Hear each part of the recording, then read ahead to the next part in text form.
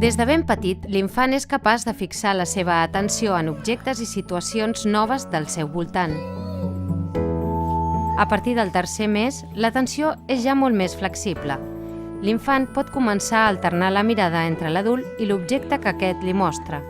D'aquesta manera comença a compartir l'experiència amb l'adult al voltant d'un objecte. Cap als 9 mesos, l'infant comprèn clarament que la mirada de l'adult té una intencionalitat i, per tant, sap que seguint la mirada de l'altre pot compartir experiències amb ell.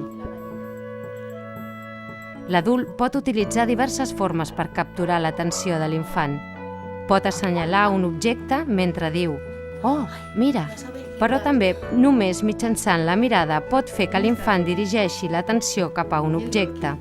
Són precisament aquestes situacions d'atenció conjunta les que afavoreixen l'aprenentatge del llenguatge.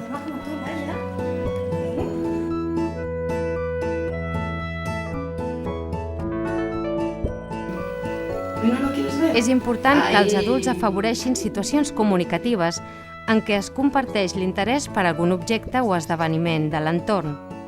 És interessant que l'adult iniciï i mantingui l'atenció cap a un objecte perquè l'infant l'explori i escolti les paraules de l'adult.